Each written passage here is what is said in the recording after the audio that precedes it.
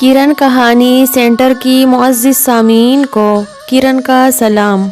Professor نے ایک married لڑکی کو کھڑا کیا اور کہا کہ آپ بلیک بورڈ پر ایسے 25-30 لوگوں کے نام لکھو جو تمہیں سب سے زیادہ پیارے ہو۔ لڑکی پہلے تو اپنے خاندان کے نام لکھی، پھر اپنے سگے رشتہ دار، دوستوں، پڑوسی اور ساتھیوں کے نام لکھ دیے۔ اب پروفیسر نے ان میں سے کوئی بھی کم پسند والے 5 نام مٹانے کو کہا۔ لڑکی نے اپنے دوستوں کے نام مٹا دیے۔ پروفیسر نے اور 5 نام مٹانے کو کہا۔ لڑکی نے تھوڑا سوچ کر اپنے پڑوسیوں کے نام مٹا دیے۔ پروفیسر نے اور 10 نام مٹانے کے لیے کہا۔ لڑکی نے اپنے سگے رشتہ داروں کے نام مٹا دیے۔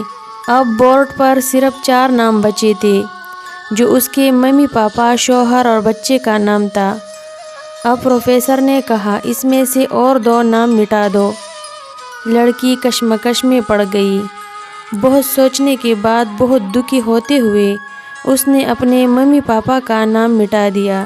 تمام لوگ دنگ رہ گئے لیکن پرسکون تھے، کیونکہ وہ جانتے تھے کہ یہ کھیل صرف وہ لڑکی ہی نہیں کھیل رہی تھی بلکہ ان کے دماغ میں بھی یہی چل رہا تھا۔ اب صرف 2 ہی نام باقی تھے، شوہر اور بیٹے کا۔ پروفیسر نے کہا، اور 1 نام مٹا دو۔ لڑکی اب سہمی سی رہ گئی۔ بہت سوچنے کے بعد روتے ہوئے اپنے بیٹے کا نام کاٹ دیا۔ پروفیسر نے اس لڑکی سے کہا، تم اپنی جگہ پر جا کر بیٹھ جاؤ، اور سب کی طرف غور سے دیکھا اور پوچھا، کیا کوئی بتا سکتا ہے ایسا کیوں ہوا کہ صرف شوہر کا نام ہی بورڈ پر رہ گیا؟ سب خاموش رہے۔ پھر پروفیسر نے اس لڑکی سے پوچھا کہ اس کی کیا وجہ ہے۔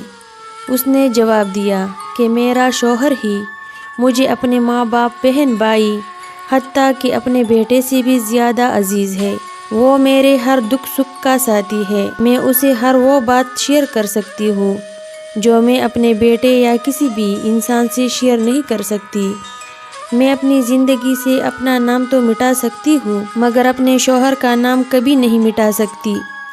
بیوی گھر کی ملکہ ہوتی ہے، پاؤں کی جوتی نہیں۔